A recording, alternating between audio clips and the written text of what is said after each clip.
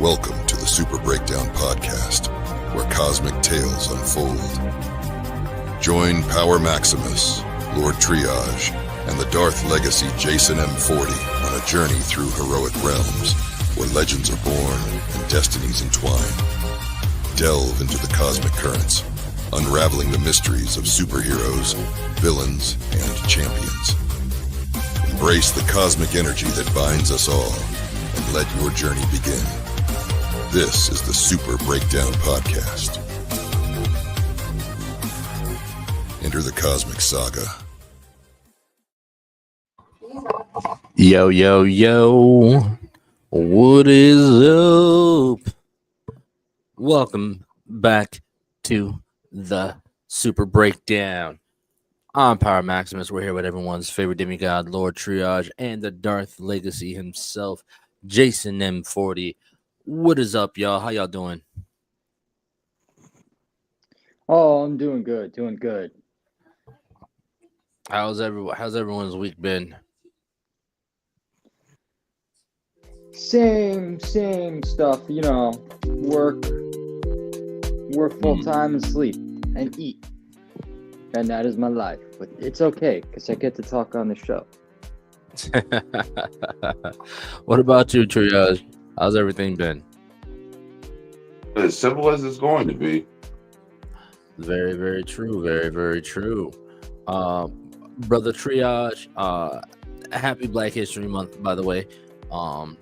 Happy Black History Month. This is going to be a fun episode. We're kicking off our Black History Month with talking about the one, the only Sam Wilson, a.k.a. the Falcon, a.k.a. Captain America. The movie comes out, later this week, right? Yes, if we're coming.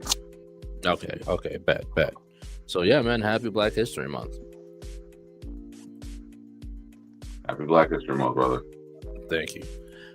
Man, so let's get into it. So, well, first off, aside from, Captain America movie coming out this week, what was something that prompted you to really to want to talk about Sam Wilson today? Well, I think out of as far as the MCU characters so far, he's the one that's had the most growth. I think he's come the most full circle. Okay. All right. I definitely agree with that. Yeah, I can see that. Like looking at his whole story. Yeah. Yeah, definitely coming from, like I said, from kind of like out of nowhere within, like, I didn't expect them to introduce him that soon. Because we see him in what movie does he first? Winter Soldier, right? Correct. Yeah. But I feel like that, like, right off rip, that's a testament to this man, to this character's loyalty. Like, he literally just met the man. He literally just meets Steve Rogers, and now he's fighting on a team with him. He's like breaking the law, going against, you know what I mean, helping him with a fugitive, and like he just got his back. Like off rip. He's like, nah, that's Captain America. What you mean? Like, of course I'm gonna have his back. Like, no questions asked, really. But to me, it's not just that, because so before we do anything, let's just get this out the way, because we like to get a little heated and a little controversial when it comes to certain things to talk about. So for anyone who doesn't know, this shit's about to be super political and probably very pro-black. Yes. Jay, it's okay. You are in a safe space. You're in a safe space, Jay. Nah, you are entitled to your opinions, and they will be vented evenly and fairly. So that being said, that was one of the things, like, where the quote Dr. Umar Johnson, if you don't break the law, you don't change the law. If you know some shit is unjust and you know it's not right, you have to stand up for it. There's too much step and infection shit that's done today because you get told it has to be acceptable, from paying taxes to gun control to all these things, because Uncle Sam either wants their piece or is doing it to keep you in your place. So I think for a man, a soldier, a black one at that, to be like, yeah, nah, I'm not doing that. Like, I'm gonna stand up for what I believe in. I dare someone to try to shake my foundation, and let's see who wins. Yeah, especially in that situation, it was more so of like my boy trusts this dude, and I trust my boy, so I'm gonna help my boy out. But if shit goes sideways, I'm gonna still have my boy's back. You know what I mean? Like, all right, so my boy says something not right, something smells off, something smells fishy. All right, I'm gonna have my boys back. You know, but again, I also do agree. It's on that aspect of like, you know, so I served a short stint in the military, and in basic training, the one thing that my drill sergeant said to the rest of the platoon was, "You are a soldier of the Constitution. You are not a soldier to whoever is above you in rank or this and that. No. Your job is uphold this Constitution. This Constitution says what's right and what's wrong. And if somebody tells you to do something that is the opposite of what these amendments are, like it's a no-go. You know what I mean? Yeah. It's about what's right and what's wrong. And as a soldier, Sam's like, nah, this is wrong. So, you know, fuck what you tell me to do. Yeah, I'm a soldier. This isn't that. Yeah, you own my wings, whatever. But at the end of the day, like, you don't own me. And You know, honestly, I think that aspect, like, you know, staying true to thyself, even though, you know, the so-called people who are supposed to be leading are asking you to do things that you know are not right. Like, I feel like a lot of people, at least right now in time in America, can kind of feel that, especially with like what Triage was saying, with like the distrust of the government and feeling like there's a lot of things happening that might be unnecessary or just for a power grab. So you know, a lot of people might be feeling like they get what Sam Wilson is saying. honestly, no, I definitely, I feel like that really kind of rings true to like what's going on right now in the real world. You know, because like, and again, we already said that this was going to be political when he let the warning was out there. The warning was out there. But hell yeah, like that is a prime example of what's going on right now.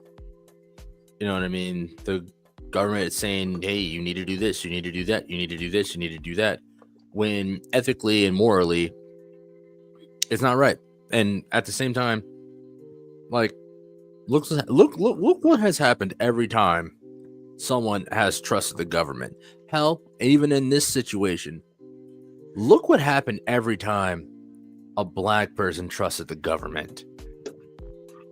I mean, you want to talk about it from that aspect. It's like, you know what I mean? Like, are we talking about shit that gets covered up? Are we talking about shit that we don't talk about? Are we talking about all the black towns that were underwater now? Are we talking about shit like the Tuskegee syphilis experiments? Are we talking about things like the Tulsa massacre? Like, there's... So me, I was like, the one thing that popped, like, yeah, all that, but yeah, I agree, all that. Yeah, the one thing that really popped in my mind was the syphilis experiments, because that ties in with Marvel and honestly ties in with Captain America as well when it comes to when we're talking about Elijah Bradley. Or is it Isaiah or Elijah? I think I want to say you're talking about Isaiah. Isaiah. Yeah, it's Isaiah, and then Elijah is his grandson who becomes Patriot. Correct. Yeah, so my bad. Yeah, so that's the one thing I was thinking of, but no, absolutely all that right there. You know what I mean? So like, I'm like, especially when you look at Sam Wilson in the series Falcon and Winter Soldier, that was heavy onto what I just said. Trusting the government. If he would have just bowed his head and trusted the government, the amount of damage that would have been, the amount of lives that would have been lost if he hadn't gone after Morgenthau.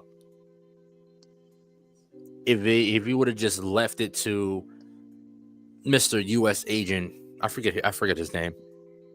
John Walker. John Walker. Yeah. John Walker. Yeah, if he would have just left shit up to him, like look what would have happened. Yeah, really. Another thing I want to say is because I'll jump back to him as Falcon in a moment, and we can dive into like his origin and stuff like that, because I really feel like his origins and like who he was growing up really speaks heavy to what we see now in the character and the way he's working things as Captain America, and that really ties into him the reason he became Falcon, and then him becoming Captain America. So one thing that I feel is that like Captain America isn't supposed to represent America. He's supposed to represent a brighter future for America. He was supposed to be somebody that young men can look up to and be like, I want to be like him when I grow up. You know what I mean? Or all Americans to look at and be like, I want to aspire to be like that, to be a better person. It's almost in the sense of Captain America. Yes, Captain America does not represent America. But what does America represent to the rest of the world? It represents freedom and, just like the pursuit of happiness, being able to live your own life and be happy. I mean, I guess so, but that's just like how when The Boys started, you guys all saw the memes. It was Captain America, it was Superman, and it was like, this is how Americans see America. Then it showed Homelander, and it was like, this is how everybody else sees America. So that's very true. That's very true. Because maybe back in the day, way back, maybe World War I, World War II, that's how, or even like the Cold War around there, that's how the rest of the world saw America, like Captain America, Superman and shit. But the world we are most definitely fucking Homelander to everyone else right now. Definitely fucking Homelander. You also have to look at it from this point of view and this perspective. Steve Rogers becomes Captain America during World War II. Mm-hmm. Yeah, that's very true. So it's like, that is a phenomenally different time compared to modern day America. Absolutely. Very, very different. Like almost, yeah. It's like night and day. From political points to stuff that's going on in the world, to how we see foreigners, to sexuality, to culture, like it's phenomenally different. So it's like, if anything, in my opinion, America, or maybe even the world itself, has suffered phenomenally because it's lost a lot of those old school values. Like, you have all these kids, and I'm one who was born out of wedlock. But it's like, my father married my mother. My parents are still together to this day. They got married when I was 2. I'm 35. So it's like, and it's like, that whole dynamic of the relationship of the man being the protector and the provider, the mother being the housekeeper and stuff like that, and like taking care of the kids, the home there. So it's like, a lot of those old school values are gone. And it's like, don't get me wrong, I don't think women should be barefoot and pregnant in the kitchen. I know some women who make 6 figures. Yeah, absolutely. I guess also like I know this is going to be off topic, but like the idea of what a homemaker has changed. Like that's the whole point. Like the ideology of America on damn near everything has changed. just the idea of a household, because you figure the Yeah. traditional household had a man, a woman, and a couple kids. Yeah, 2 kids. It was like 2.5. It was a man, woman, 2.5 kids. That's the air quote nuclear family they called it. Right? That don't exist no more. Nope. No, it really Nope. doesn't. That's Nope. absolutely true. More than half of married couples in modern society now don't even remain married. Mm-hmm. Yep. Divorce is through the damn roof.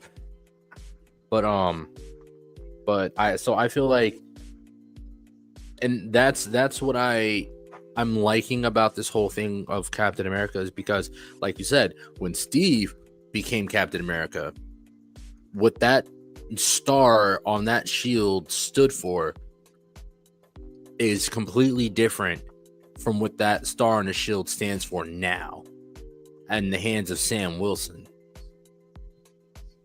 You know what I mean? And I feel like that's something that I'm interested in seeing, because there was a clip recently that they released from the movie of him going toe to toe. It's got to be like the beginning of the movie or whatever. But I'm going through the comments and they're like, "Oh, ha ha ha! Look at him. He's getting his ass beat. This isn't that. Blah blah blah. I knew he was going to be a horrible Cap. That was a horrible way to promote him as Cap." I'm like, are y'all forgetting that this man's not a fucking super soldier? This is a man. This is a regular man who knows how to fight a little bit. So yeah, you going against somebody twice your size, you gonna get your ass beat a little bit. I mean, he wins in the end, but he's fresh to Captain America. He has to figure out what he stands for. You know what I mean? He has to figure out how he is gonna fight. Because he's not Steve Rogers. He's not a super soldier. He has to figure out how Sam Wilson is going to be Captain America. Well, but here's the thing with that too, and it's like how everyone goes Steve Rogers. But nigga, Steve Rogers was a fugitive in 2 of the Captain America movies. Yep. Mm-hmm. Like, are we forgetting that? Don't get me wrong. I think he was right in both aspects of what he did. Absolutely. Because the whole thing, like everything going on with the corruption inside S.H.I.E.L.D. and then Sylvia Accords, all that. Yeah. And that's that. I think that's a very key word, corruption. And I think that is a big part of what Captain America is supposed to stand against. And it's almost as if like the enemies that Captain America has to face have changed, but it's like all of the motives and things behind the scenes, the root causes of everything are still the same things that Steve Rogers had to fight, but it's just a completely different world now. Right. Exactly. Now he also has to figure out how to identify because like I said, it's like you said, it's the same evil but a new face. Yeah. So now he has to identify who's the enemy. That's why we see that in that clip in the trailer, Thunderbolt Ross is like, "Hey, I want you to help me rebuild the Avengers." He was like, "That didn't go so well the last time. So what makes you, the Avengers working for you is what, broke them apart in the first place." So he was like, "No," he's like, "No, but you becoming Captain America has really shown me a lot in the fact that I was wrong. And that I feel like the way that you are doing things is better." So he's like, "All right, well, so what's going to happen if, I'm running things and me and you disagree on how to handle a situation?" And that right there shows that level of distrust, because again, like you said, when Cap trusted the government, come to find out that they were Hydra. Exactly. You know what I mean? So now he's like kind of on a heavy offensive, like I only people that I can trust is myself and I have a very select few people that I can trust. and the government, and no one in the government is one of them. So I feel like this movie, we're gonna see a lot of him trying to figure out who he is as Captain America. But I feel like who he is as Captain America really draws from like who he is as, you know, as just Sam Wilson. Yeah, as a man. Like exactly.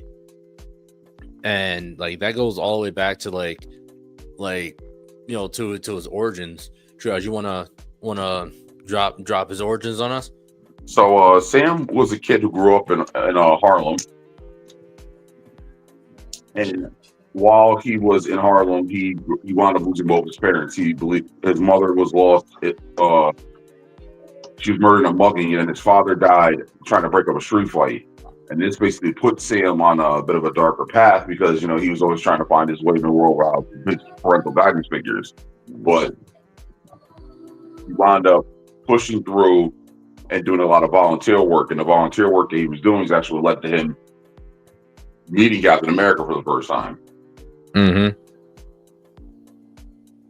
See, now that's interesting because the origin for him I found was slightly different from that. So like it was more so like you know, clearly, you know, he grew up in Harlem, but like as a teen he encountered mad racism and stuff, which made him like a little bit jaded, not really trusting nobody. His father was pretty much like his father was he was a minister. He was a prominent minister, and but he really didn't, you know, he really didn't mess with that too much. And then I get more of like, and then after a while, after his parents, I think his dad died. His dad did die in breaking up the fight, and his mom did die in mugging, but he ended up becoming but because of all that, he ended up becoming a social worker. He ended up doing social work instead of the one I found didn't say anything about the community volunteer part or anything like that. It was more so just about, you know, the social work that led him into meeting Captain America. And then I read something somewhere about him being a pimp. Yes, I believe that was one of those earlier renditions for the character that they kind of did one of those grand rewrites. They were like, yeah, we're going to not mention this ever again. We're just going to shut it. But yeah, so how does he meet Cap? So from what I understood is that while working in Harlem, in volunteering, he wanted to meeting him because Steve Rogers and the Avengers were doing more outreach work. That way the people felt more comfortable with them. Mm-hmm. And, you know, Cap always has been like a man of the people. Mm-hmm. He's very down to earth. He's a lot more relatable to the people than the rest of them. Especially, you know, Sam Wilson's from Harlem, guy from Brooklyn. Yep. That's very true. I would agree with Captain America is probably the most down to earth. Oh yeah, absolutely. But it can be said for a lot of the mainstream Marvel characters that are from New York in general. Look at Luke Cage, Spider-Man. Look at Spider-Man. Like, you know what I mean? I think that's the fact that they're all those just inner city kids at heart, and the fact that like they've never really left that area. Like, you know, like Steve Rogers even said this to Peter Parker. Like, hey, you got hurt, kid. Where are you from? Queens. Where are you from? Brooklyn. Wow. But and even then, like, even look at characters like Miles. You know, he's from in the comic books, he's from the Bronx, right? No, he's from Brooklyn too. Remember, He's from Brooklyn. In the game, they made him from Harlem. They moved to Harlem, yes. They moved to Harlem, yeah. But yeah, even then, just look at that. There's actually a comic strip where Miles meets Cap for the first time. And he was like, they were talking, and then like they started reminiscing about certain spots from Brooklyn. And Cap's like, wait, I thought you was from Queens. He's like, oh, no, that's the other guy. I was like, no, that's the other guy. I'm from Brooklyn. I was like, shit. all right. All right. Oh shit. Daredevil. Yeah, another one from Brooklyn. Daredevil. Yes. Nope, Hell's Kitchen. Hey, all right. It's gonna make me sound stupid as hell, but bro, tell me why for the longest time I didn't know Hell's Kitchen was actually a real spot in the city. Yeah, an actual part of Brooklyn. Yeah. Yeah, I like when I was younger, I thought Hell's Kitchen was just a spot that like they made up for Daredevil in the comic books. And it took me years, bro. I was an adult before I realized, like, oh shit, Hell's Kitchen is an actual spot in the city.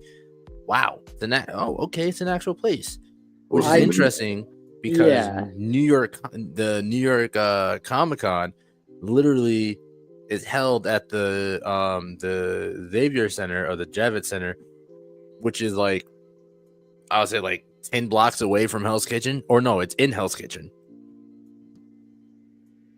Yeah, the New York City Comic Con is held in Hell's Kitchen. That's crazy. So I was like, oh, okay, that's pretty cool. I'm not gonna lie, that's when I that's when I realized Hell's Kitchen was a real place. When I decided to look up New York City Comic Con. I thought like Hell's Kitchen was just a way to describe a place that is like hell, like yeah, I didn't think it was an actual like the other thing I thought was like I thought it was like an actual just like a nickname they gave like a really bad spot in the city. Yeah, but no, like on maps it's the actual name. But yeah, that's neither here nor there. But yes, Sam Wilson, Harlem, doing social work, meets Captain America. It was like, but it wasn't like from the one I read is like they weren't like in the city doing the social work. Like they met like outside the city on like what was it called, like Exile Island or some shit like that. Yeah. So apparently, Sam Wilson had wanted to become disillusioned with the life after the loss of his parents and wound up working for a smuggler. And in the process of doing this, he winds up on Exile Island, which is located in the Caribbean. And there he winds up being I don't want to say enhanced because I don't want to use that word because Lord knows it's been beat to death in the MCU. But let's say that he has an interaction with the Red Skull, which results in him being granted limited superpowers.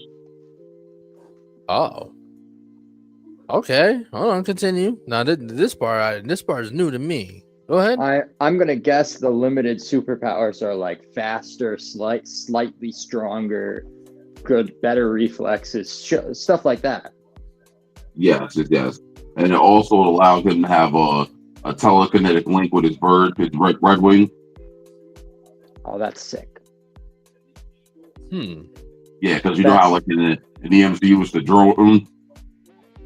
Yes, and no, that makes it so like he can like. No, that's cool. So we can see through the Red Wing's eyes and like see what's going on, like telekinetic. That's cool. I'm sorry. I'm just trying to. I'm just trying to figure out why I never heard about that part. When you said granted limited superpowers, that threw me off. But like I know the connection that he has with Red Wing, but I thought it was just because Red Wing was trained. And I'm talking about like within the comic books and the show, because I know like, in the MCU, actually in the newer shows, Red Wing is also mechanical as well. Yeah, I guess like that's something that they've gone like retro. They retconned it because I guess like having the Falcon be in the middle of a firefight's a little ridiculous. So I kind of get that. Yeah. I'm sorry, I'm a horrible person. I can just imagine Sam Wilson looking through the eyes of the bird and sees a bullet just go straight. I mean, it makes more like using a drone and wearing goggles and seeing what the drone sees is more realistic and believable than doing that with a bird, I guess, too. Yes, it was apparently the result of them using The Red Skull using the Cosmic Cube on Sam. Oh shit! Oh damn, Cosmic Cube. I haven't heard that in a while. So where does it go from here? He ends up getting like these superpowers for a limited time, and like, how does it like? Now, is he under the control of Red Skull, or is he like, or is the Red Skull just pretty much, or he's like he don't know it's the Red Skull, or the Red Skull just has him thinking something else, or is he like mind controlled by the Red Skull? No, so I think it's one of those things like where once Sam realized that he was working for a Nazi, he was like, yeah, I'm not co-signing this, and like, because you gotta remember, like the Red Skulls, like it was like Kaiser Soap is, I can't say the name. Yeah, no, I got you.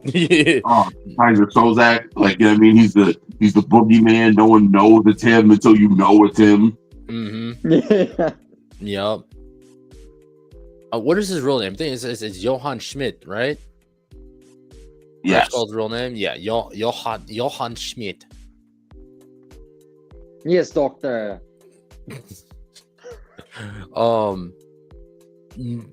Yeah, no, I would too. I'd be like, oh, I'm doing another. Wait, hold on. Whoa, wait. That's interesting because I just finished watching Creature Commandos, and there's a scene where essentially that happens. They're talking about G.I. Robot, mm-hmm. and how his whole lineage and shit like that. And apparently he got bought by a World War II collector. The guy refurbishes him, gets him up and running. He's like, hey, man, come to this meeting with me. Meet my friends, this and that. So they go to the meeting, and like GI is walking. Mind you, GI's number one programming is to kill Nazis. That's all he is programmed to do, is to kill fucking Nazis. And so he's walking around, he's walking by people, and like, there's one guy, he peeps like the SS symbol on the back of his neck. He starts peeping tattoos, and he's like, so they sit down, and the guy gets up on the podium, and he's like, welcome to the socialist movement.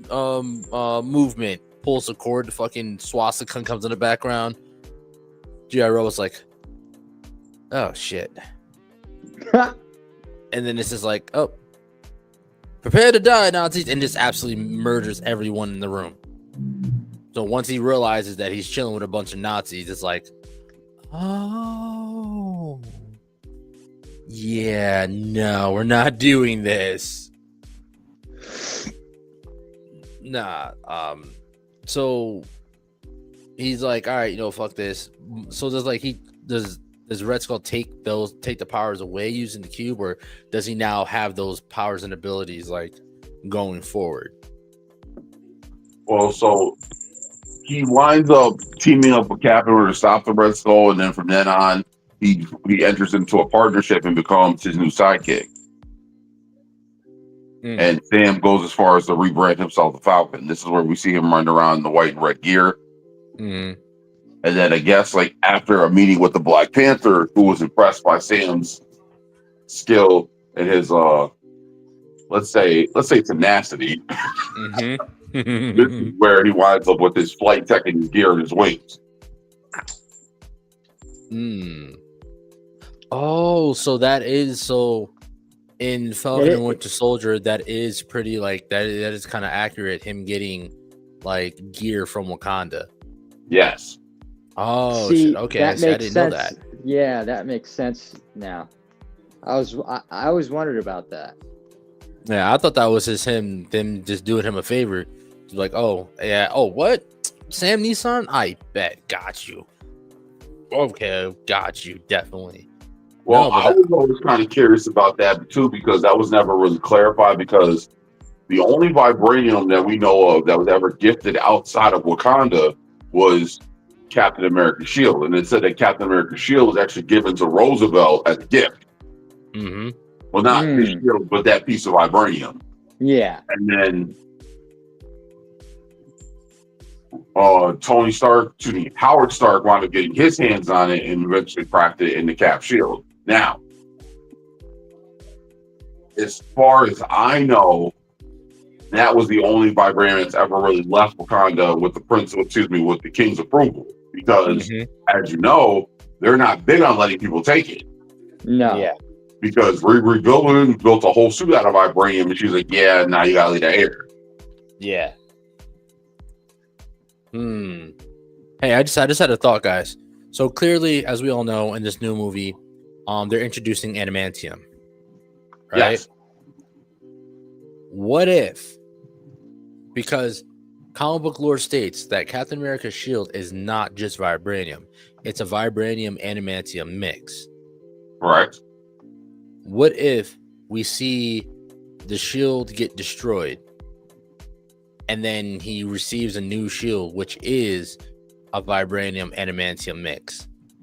Well, that would be interesting. Well, the thing also was, and this is one of the things I had to explain to somebody too, is if you ever watched the animated Avengers movie, the one that was based on like the Ultimates, gamma radiation causes vibranium to become unstable. Yeah. And it's like how it would actually become frail and shattered. Yeah, and because Hulk was the only person that was able to stop the alien invasion, because he's like a fucking walking gamma bomb.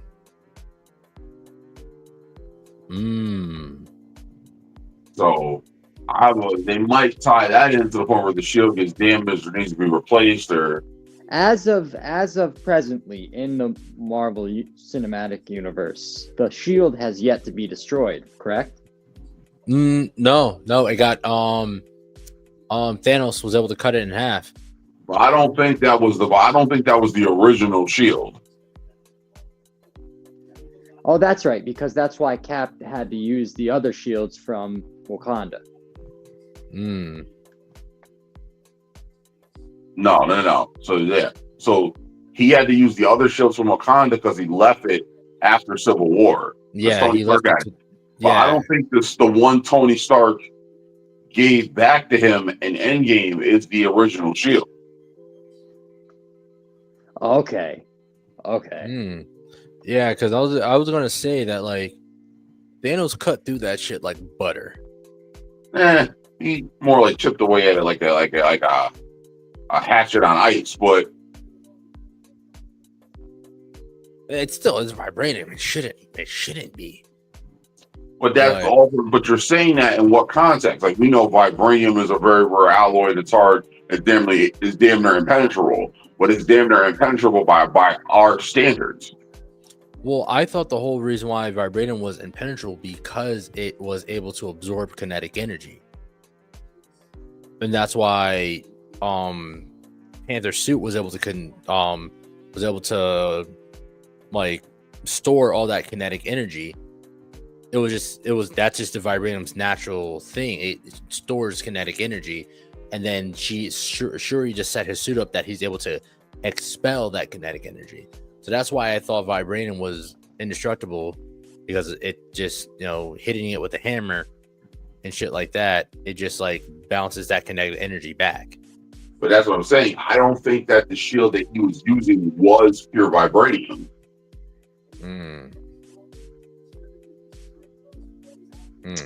I get what you're saying. Well, you know what, you're right, because Tony did have a second shield.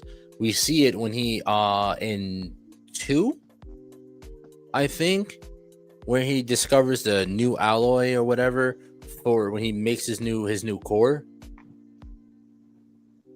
Like, and he's setting up that huge the huge hydrogen collider in his office, and he like needed something to prop up the piece of the pipe.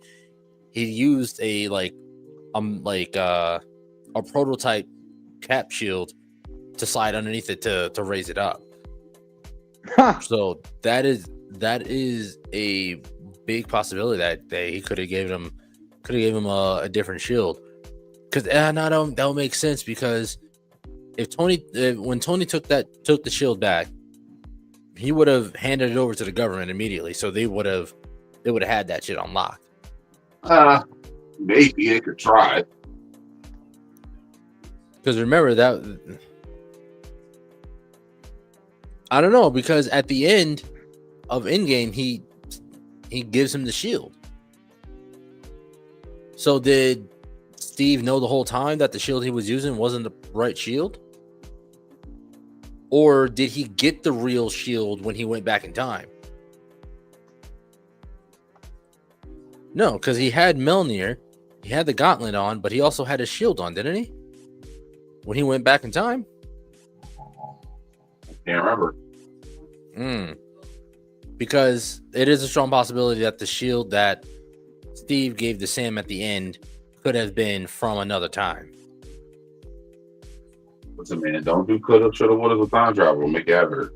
Yeah, no, my head's already starting to hurt. But no, that is a strong possibility. But no, I think that would be really cool if that, because we saw that. I think it's in the trailer. Like, he grabs the shield. Red Hulk grabs the shield. He squeezes and he bends it. So there, I think we're gonna see this shield get destroyed, which would make sense if they're gonna run it as like, all right, this is a new era. It's a new era. We gotta erase the past, and that's make a new shield now. Yeah, this is like, Sam's been using Steve's shield, so let's give Sam his own shield now. His shield. It would make sense. It would make sense. I feel like that would like bring passing of the torch full circle, kind of thing. It's like, all right, yeah, you're Captain America, but now you're your Captain America. You're your version of Captain America. Yeah. Listen, in my opinion, I think they should have refined the super soldier serum and let him take it. That's just me. Yeah, but then you got to deal with the whole problem, because remember, they put it on ice because the last time they dipped into it, we got Abomination. No. You literally just brought up Katie Morgenthau and Walker. So it's like, yeah. Well, again, look what happened the last time they broke it up. The last time before that they broke it up, they got Abomination. Last time they broke it up, they done gave a psychomaniac who's the equivalent of a dirty cop a fucking super soldier serum.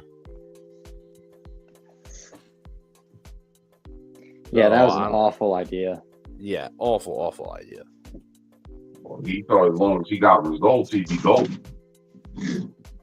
Well, technically, I mean, if he was the government's Captain America, he would have been golden. He would have been golden if the government, if he would, if he didn't have anything else to like stand up to, he would have been golden. The government, because that's all the government cared about. That's all Thunderbolt Ross really cared about, is results. So I don't know. I'm interested to see what Sam's going to do as Cap. But I feel like he really needs in order for this to work, he needs to get back to what made him a good Falcon. You know what I'm saying? Because the shit that he went through as Falcon. No. I think he needs to. I wouldn't say he needs to get back to what made him Falcon, because that'd be like saying Dick Grayson needs to go back to what made him Robin. Like, I think it's one of those things where he needs to stand on what his principles have been and what they've been going forward. Like, he's always tried to do what he felt was right and did what he felt was in the best interest of everyone around him. Like, Captain America represents an idea for the country, an idea for the people, an idea of what should be done and like how you should do it. So it's like, you got to remember, some of the greatest men and women in history who flew in the face of power, we might call them rebels, leaders, freedom fighters. Uncle Sam likes to use the one word very specifically, Starts with a T. Tyrant. No, terrorist. I was gonna. I had three others. It was tyrant, traitor, and terrorist. Those are the three T's. Right? Shit, they still say to this day, the Panthers were domestic terrorists. Malcolm was a communist. Mm. You know what I mean? You can't be someone who's anti-establishment, doesn't look like the people in power, and go fuck Uncle Sam and not have it go back up in your face. Mm-hmm. Now, once again, Steve Rogers did all that. Yeah, he's like fuck it all. So, but what I mean when I meant back to the basics of Falcon, what was the same thing, because that's what made him a good Falcon. He did what needed to be done for the greater good. It wasn't just for himself. That's why Cap picked him to be his sidekick to begin with. You know what I mean? Because hell, for any normal person, they getting paid, they getting superpowers. They turn around and find out their boss is a Nazi. I got paid and I got superpowers. But as soon as he found that out, he was like, "Oh, nah. This is not good. It's not right for anybody." You know, he made that choice to be like, "No, this isn't good." I don't know. I just feel like, you know, him being Falcon, you know, was him making was because he made decisions for the greater good. You know what I mean? But and also in realizing that, like, the government's way isn't the only way. You know what I mean? Government's way isn't the only way. No. I don't know, but no, I definitely see what you're saying though. You make a valid point. The whole point of Captain America is like he stands on business. You know, he stands on his morals, what he feels is right, X, Y, Z, so on and so forth. I think what you just said, like, are what Captain America are all about. And that's what Sam Wilson has to prove. But he's not proving it to the people who he's doing that against. He's proving that to himself. And that's what makes him Captain America. Like that will be the thing that will be good enough in his own head. You know, I think that's a good point. To make him Captain America. Yeah, I think that's like, because that's what Steve was all about. Yeah, I think the biggest issue that Sam is having right now, is not the external conflict, it's not arguing with Ross, it's not dealing with the enemies, you know, and, you know, because I'm pretty sure they're not going to take him seriously either, because they're like, "Oh, you're not Steve Rogers, you're not Captain America, I want to beat your ass, get over here." You know what I'm saying? But I feel like his biggest like thing is like proving it to himself, like, I can be Captain, because that's what we saw in Falcon with the Soldier too. That was the big thing with that. He was just like, you know, he wasn't sure if he could take up the mantle, and do it justice, or even if he should pick up the mantle. Thinking, would Steve be okay with this? Would Steve even want this? Exactly. So I think the biggest obstacle that we're gonna see Sam have to overcome is himself. Of course, a big giant fucking. I was just gonna say that's a pretty big obstacle. No, absolutely. Let's take a quick break. Let's hear from our podcast friends, and we'll come back. We'll dive into some more. And again, it's probably gonna get a little more heated in the debate area, but we'll get back to it.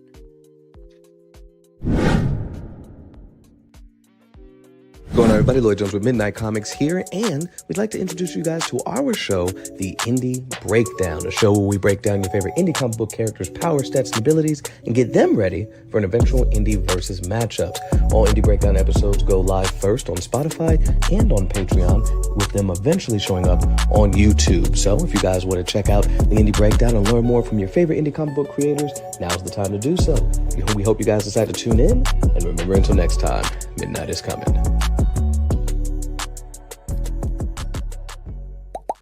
Hi, I go by Lady Mandalore, the creator of Roomful of Blurs. Do you have a whiteboard in your room? Do people get a glazed over look in their eye when you start to explain things to them? Well, come join me every Sunday at 7 p.m. Eastern Standard Time, where we can talk comics and get to know some new creators of color, only on YouTube and Twitch. What's going on, everybody? It's me, Calvin, from the Icarus Podcast, and I just want to say that we got new episodes coming next Saturday and every Saturday after that. So all I would have to say from here is keep enjoying the show. You can check us out, www.icarusmetrocomics.com. Check us out on YouTube, TikTok, Facebook, and more. See y'all next time.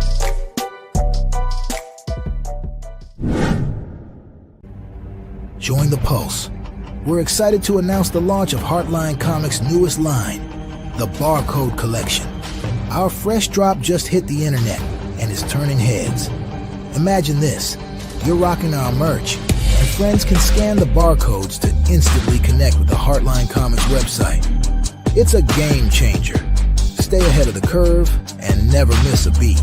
Subscribe to our website for exclusive alerts on the latest merch drops and the newest comics hitting the shelves. Be part of the Heartline community and show off your style with pride. Trust us, you don't want to miss this. And we're back. Back at it. We are back. Back in time. I know everyone is watching the Super Bowl right now. I'm not. I have not been able to personally. Me, I just want to watch the halftime show. Listen, Patrick Mahomes is getting sodomized right now. Oh my god! I mean, he was out. Apparently, he had to. So, he was out for a minute.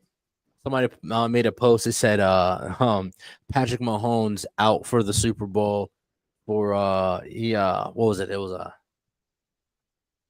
testicular strain after a night out with the Chiefs refs. Like a rectal strain, but anywho, from what I'm seeing, listen, these niggas, the Eagles are up 24-0. Oh my god! Yeah, What? it's a minute 35 before halftime, and they're up 30. They're up 24-0. Wow. Yeah, that's crazy. I'm not watching the Super Bowl either. I don't give a fuck what no one says. If Mahomes wins this shit is rigged. There's no way they're winning with a 24-point deficit going into halftime. Legally winning. What? That's four touchdowns.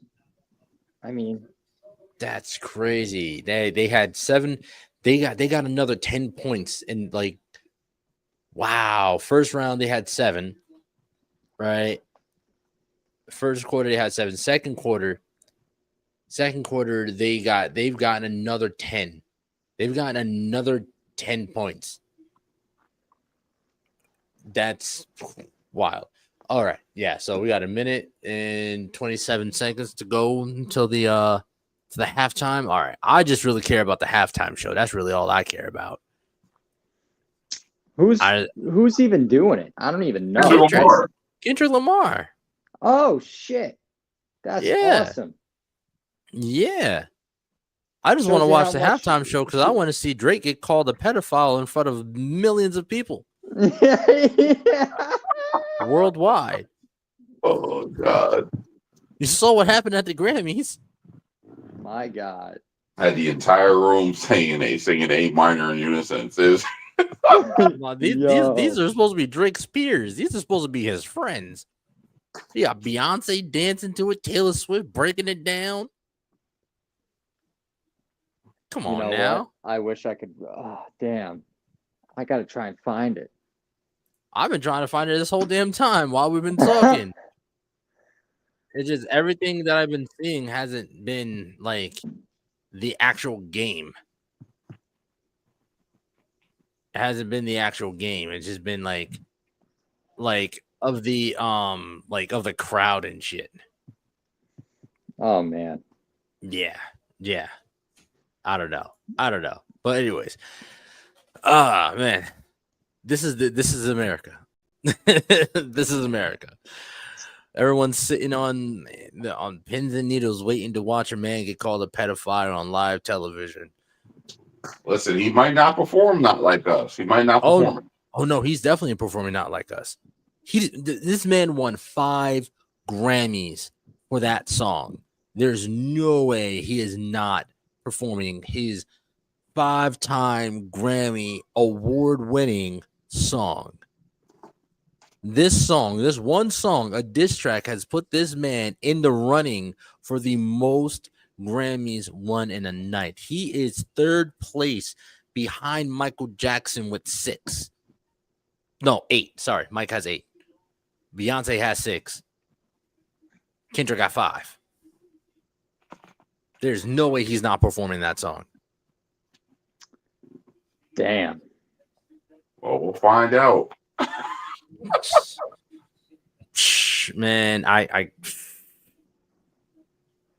man, come on. Anyways, so Sam Wilson. All right. So from his years as Falcon moving forward, him becoming Cap, what's the catalyst that strikes him to become Captain America from Falcon? Because if I remember correctly, it goes, the shield changes from it in the comic. It goes from Steve to Bucky, then to Sam. Well, no. So the problem was, after the Civil War ends in the comics, which results in Steve Rogers' death because Steve Rogers is actually shot by Crossbones. Mm-hmm. Protecting Spider-Man. Yep, because Spider-Man was going to reveal his face.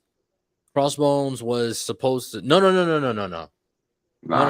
No, Peter gets shot protecting Captain America from the shot. Yeah, right? No. Something has to do with Spider-Man. No, yeah. Spider-Man had revealed his identity during the Civil War in the comics because he jumped sides. He went from Team Cap to Team Iron Man. Mm-hmm. And as part of the Registration Act, when he joined that, he revealed his identity to the public. Yeah, and I remember. Yeah, no, and that's why Peter had so much shit going on with him, because Crossbones was initially going to take him out. Cap spotted him and jumped in front of the bullet and took the shot for him. I don't know what you're talking about. I'm gonna look it up right now. I'm pretty sure.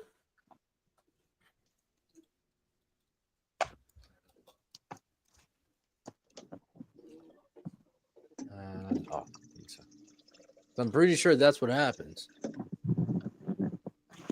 Cap jumps in front of the shot.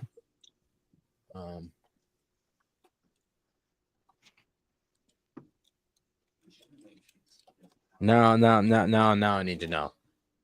Now I need to know. Let's see. The death of Captain America.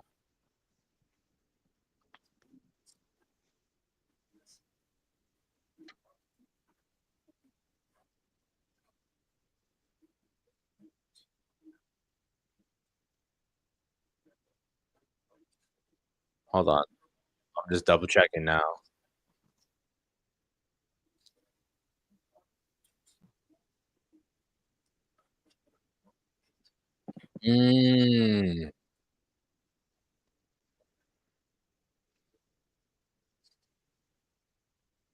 Hold on.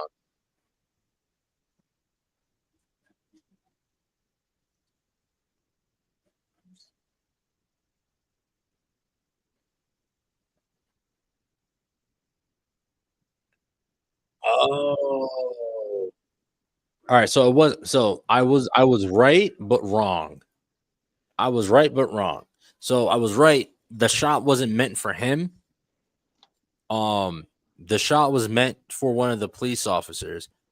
Cap spotted the laser, jumped in front of the bullet, and took the shot and took a bullet to the neck. Damn. Yeah. So it wasn't for Spider-Man. What storyline was I thinking of with that? Because what I'm envisioning was, he's on the podium. Peter's about to reveal himself, but it does take place after. It takes place after all that, where like they're all fighting, and then the civilians intervene and stop Cap, and it's like, well, and then he realizes, oh shit, we've been fighting for we don't even know what the hell we're fighting for anymore, and like there's destruction everywhere, and then he surrenders. And then, while they're taking him to the courthouse, somebody that was like mad that they had him captured tried to kill one of the cops. He jumped in front of the bullet and got shot. Right? Or is this a different version?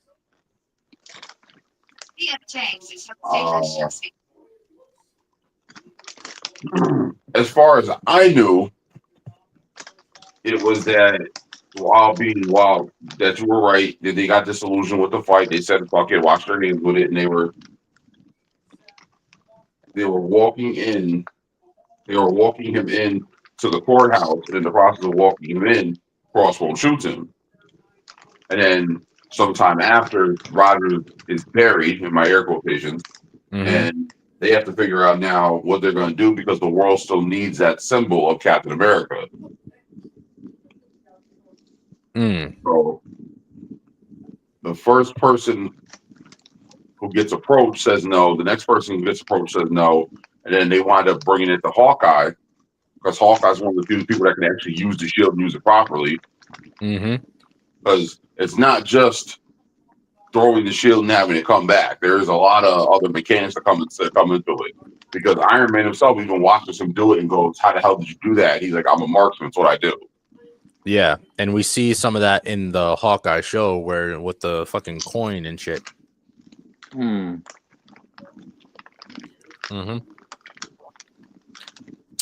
So they bring it to Hawkeye,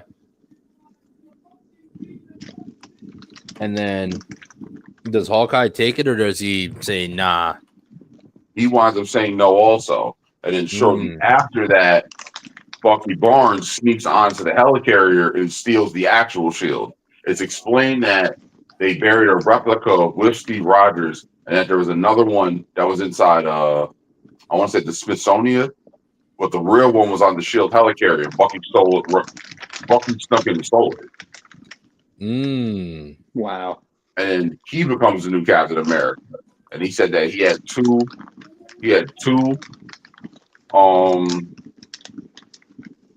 deal breakers. First, all his crimes as the Winter Soldier would be forgiven.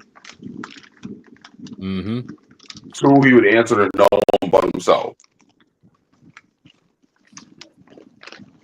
Damn.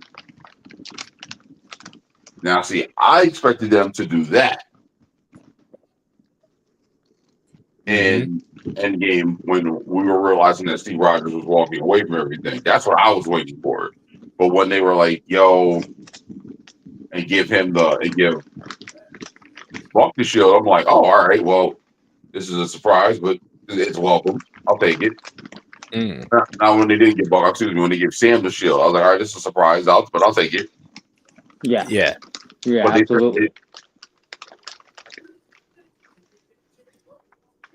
So what I end up running into is like when that happened, when they gave Sam the shield, I ran into two different kinds of people. I ran into the ones that were pissed that they gave the shield to Sam because it was supposed to go to Bucky first. And then on the other half, I ran into people that they were pissed off that they gave it to Sam because Sam's black. So I don't know about you guys. Did either of you guys experience that? Well, because there was someone who I used to work with who said she didn't like Falcon and the Falcon Winter Soldier show because she said she thought it was too political, which didn't make sense to me because every Captain America has been political. Yeah, that's the whole point of Captain America. Captain America is very political. So I think so is Thor and so is the Hulk if you look at it from certain aspects. Because Thor is technically a monarch, and Tony Stark was doing all that wild shit with weapons for the government. So it's like, yeah, absolutely. They're very political. Period. Yeah, that's just Marvel in general. So my whole thing with that is that I don't think it was one of those things where people. I don't think people are going to be as entertained by Anthony Mackie playing the Falcon, who's now Captain America, as they were Steve Rogers. Excuse me, as they were Chris Evans playing Steve Rogers, who was Captain America. Now, why do you think that is? Well, first and foremost, one, he's not a super soldier. Like, he's just regular guy, stars and stripes, relying on his training. All right. Because, like, look at Rogers. Rogers wasn't an immaculate soldier. He wasn't. Yeah. It's like, initially, he wasn't even supposed to be a soldier. He was just supposed to be a propaganda guy. He was just supposed to be propaganda, but then he took it upon himself to, to save the day. And they're like, oh, okay, we got to make him a hero now.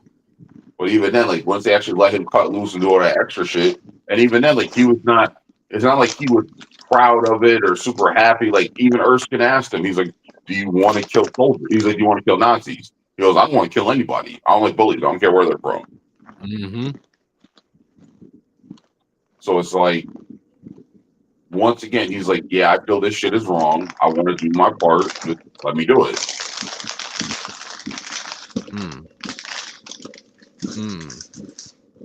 So, that's definitely a big part right there. But I also feel like another reason why they're not going to be as entertained is specifically because of the fact that people are more so they were interested in the upbringing of Steve, like his like him becoming Captain America, his story to becoming Captain America. I feel like is what really had people like entranced and interested in him, not just a super soldier, but who he was before that.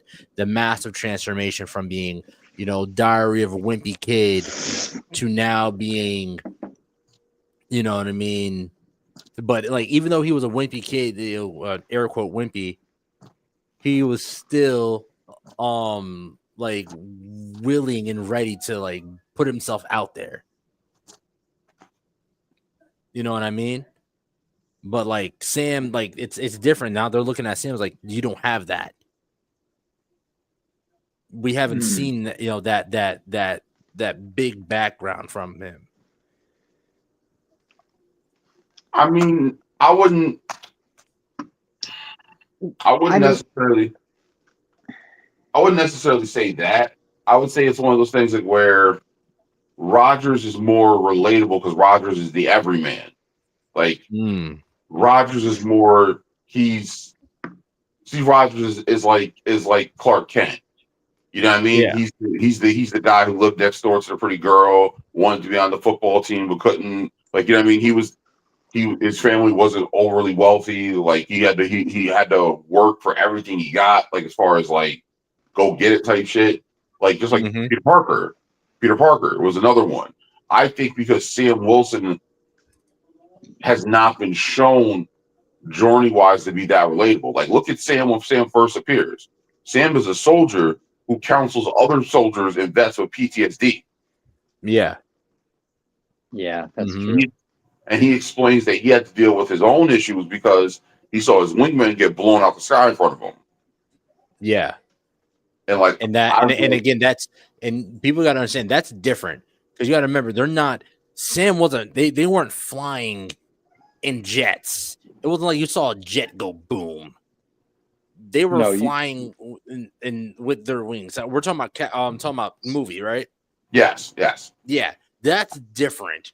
You're watching a human get hit with a fucking bomb, and that's your best friend. There's no like, oh, it was a fiery explosion. No, it was probably a bloody mess. Yeah, instead of a plane going boom, it's a body going boom.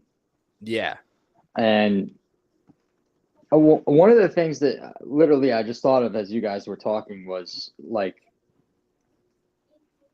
one of the ways, because if we remember Steve Rogers, he was chosen, but the whole reason, remember, he jumped, like he thought he jumped on a live grenade.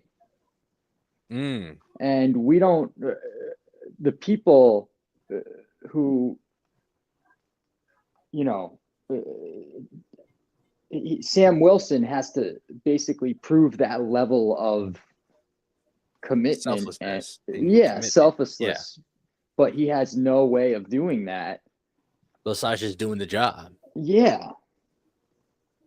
Exactly. You know, but now he also has to remember that, like, he's captain now. So that, you know, his choices are like the final word. Like, you know, he's not the sidekick anymore.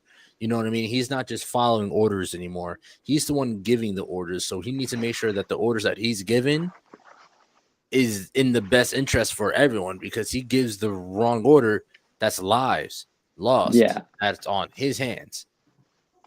Yeah. Right. So, but I don't know. I think I definitely agree with you. Triage, I really think that's going to be a big thing for, you know, as in like how people receive him, because he didn't have that kind of that build up. You know what I mean? He's a soldier, and there's only like certain people that are going to be able to, like, what's the word I'm looking for? Resonate with him. You know what I mean? But like you said, you know, with Steve, everybody knows how it feels to be, you know, somebody who, you know, powerless, you know, is always beaten on, picked on, whatever, so on and so forth. Like you said, the everyday man. Yeah. So everyone can relate to him in some way, shape, or form. I don't know, man. I just I hope that this movie is received well. Me too. And I say that because, like, already with a lot of the stuff that's been going on, a lot of the stuff that people have been saying about it, you know, people not wanting to go see it because, you know, like we said, it's not Steve. People not going to wanting to go see it because it's the black man. People not wanting to go see it because, you know, this is a black man that's supposed to be representing America, who also said that America isn't something that needs to be should be a term that should be what Captain America represents. You know what I mean? So people are really mad at him about that. Him saying, like, oh, you know, but you're Captain America. You represent America. No. Captain America represents a man who sticks to his word, who is dependable, who has dignity, integrity, and honor. You know what I mean? And people are pissed off at him for it. So a lot of people don't want to go see the movie. Go see the movie because of that. Well, no, like you said, like if you look at, like, when they said, like, Captain America was supposed to be he was given that title to strike fear into the access powers that they were fighting. Now, like I said, even the name itself might be out of date, because what happened when Captain America felt disillusioned, when Steve Rogers felt disillusioned with America and the things it was doing, he stopped carrying the shield, he stopped wearing the flag, and he became the nomad. Mm-hmm. Like, people are so quick to turn what this black man has said against him because of how he feels with the responsibility of carrying the shield. And it's like, the whole thing with America is America's supposed to represent the land of milk and honey, the promised land, the place where anyone can be anything. So it's like, if anything, it's supposed to represent the idea, concept, and the definition of freedom. Yes. Fully agree. So it's like, if that's the case, it can't represent just America, because that's what everything else should aspire to too. So, but here's my problem though with all this. So they're coming at him for saying that, but Chris Evans said the exact same shit when they gave him the shield, and yet everyone was like, "Oh wow, he said that! Oh my god, he is so right! Oh my god!" They praised the man for making that distinction. Yet a black man says it and is like, "Oh my god, what is wrong with him?" This is my biggest problem. That was my biggest problem. So what are you doing, Nikki? Get that nigga out of here. Right? And that was my biggest issue with this whole situation. Is like double standard. And we all know why it was a double standard. Don't let white man can say fuck America all he wants, but as soon as a black man says it, ooh. Yeah, tyrant. No, I understand what you mean. Yeah. Straight. He's a tyrant. He's a traitor. And my best Uncle Ruckus was to go back to Africa. You know what I'm saying? Shit like that. So that was my biggest issue with that whole situation. Because again, like Sam, I feel like this movie is going to be good.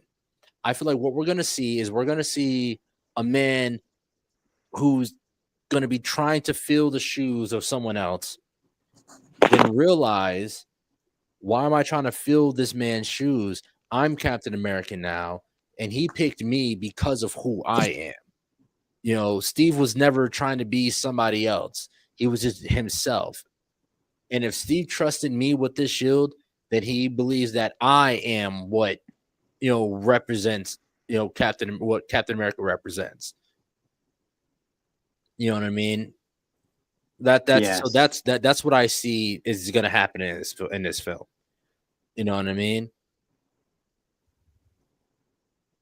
I do. I understand what you're saying. Yeah, so it's going to be interesting. It's going to be really interesting. So I don't know. What do you think, Triage? I'm sorry, say it again. I said the biggest thing what we're going to see in this is we're going to see Sam trying to. He's going to be trying to fill the shoes of Steve Rogers, and then what he's going to come to realizations. Why am I trying to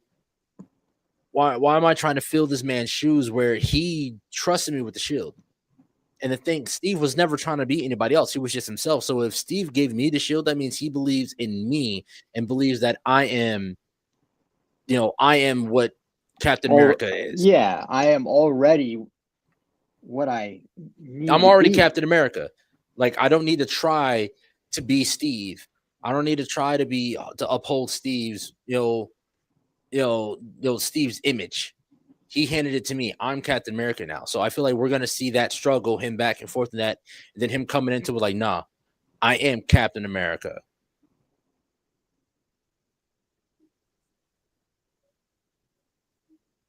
So that's what I think we're going to see from this movie. He did it. I'm sorry Kendrick did it. He did what? They Not Like Us. You singing it? Singing it. The entire stadium just erupted in A minor. Oh my god. Oh man. That's the biggest L that anyone has ever taken in hip hop history. Oh well. Wow. Aubrey, next time don't punch above your weight. Oh shit. Oh, there DJ Mustard. Oh man, this is great. Oh man, history has been made tonight. Greatness. Anyways, but yeah, so what do you think we're going to see from this movie?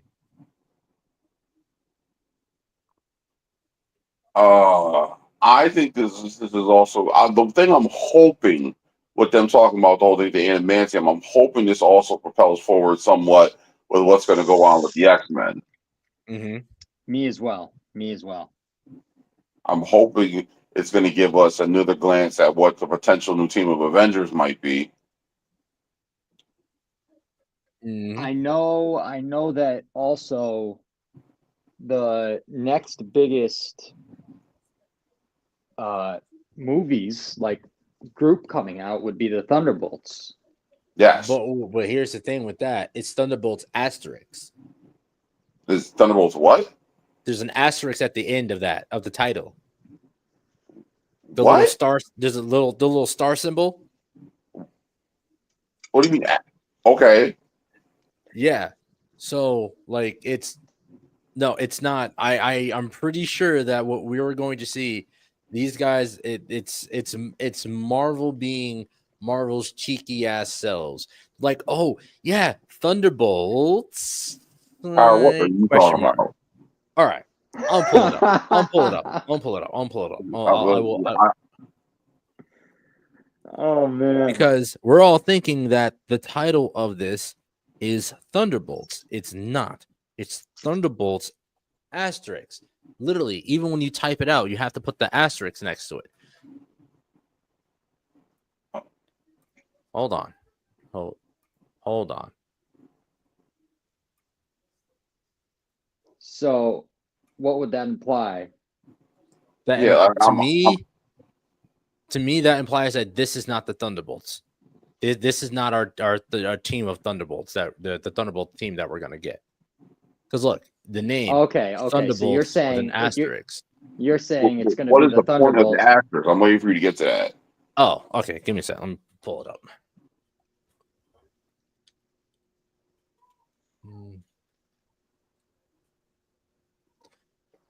Okay. Asterisk. A symbol used to mark printed or written text, typically as a reference to an annotation or to stand for omitted matter. Meaning, like, it's like it's a wink. It's like Thunderbolts, maybe not. Like right here. A small star-like symbol used in writing and printing as a reference mark or to indicate omission, doubtful matter. Oh, I definitely think you were overthinking this one, man. Why would they put that at the end of the? Why would they not just say Thunderbolts or the Thunderbolts? Because power, that's what they are.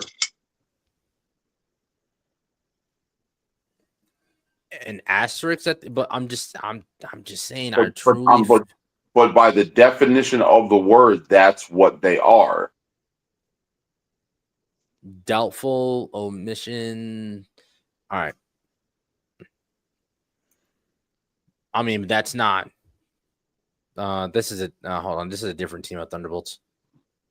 Give me a sec. This is a different team of Thunderbolts. Different team of Thunderbolts.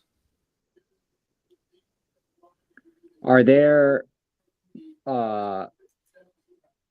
read that definition again? All right. I'm bringing it back up. Asterisks. All right. What does the asterisk stand for? A small star-like symbol used in writing and printing to mark or indicate omission, which means to be, something being left out, omitted, or doubtful matter. So if you look at this team, that is definitely the definition of them. I mean, because the whole point of them is to be the Black Ops team, to get in, get out, do shit that no one sees, and then disappear, right? Mm-hmm. Oh, maybe it's just like a play on like Thunderbolts, as in like nobody's even supposed to know the word Thunderbolt. I mean, I don't know. I don't know. I definitely 100%. I see what you're saying there, Triage, but a part of me still feels like it's Marvel being like, this isn't the real team. I feel like we're gonna get hit with a bait and switch. You mean like they did in the second Suicide Squad? Yeah. I mean, they might, but it's like I don't know. I was just maybe it's one of those things like where, and we're getting off subject again, boys. But this might Yeah, be one of those things like where they might do the whole thing like they did with the Suicide Squad. Like the team we're seeing is not the actual Thunderbolts. This is true. It's not. This is not completely off subject because this is gonna go. This is because our main villain of this of this movie coming out this week is Thunderbolt Ross, and the Thunderbolts were supposed to be named after him. So I'm pretty sure that whatever happens in this film is going to directly impact things that happen in Thunderbolts. Because remember, the everyone suspecting the storyline for the Thunderbolts has to do with Tiamat. It does. That Tiamat is made of adamantium. He is. That's the story everyone's saying. Yeah. So, and remember, this whole a whole big part of this film is them now introducing adamantium to the world, and now all the governments want their hands on it. And that's what the Thunderbolts are supposed to do. They're supposed to get in, get the Tiamat, steal the adamantium, and get out. Right. So I feel like this is direct. Whatever happens in this film, it's going to directly affect what happens in Thunderbolts Asterix or Thunderbolts air quotes. So I'm interested to see how that works because apparently, the kid Kyle or whatever they called him in the trailer, I'm pretty sure he's supposed to be Sentry.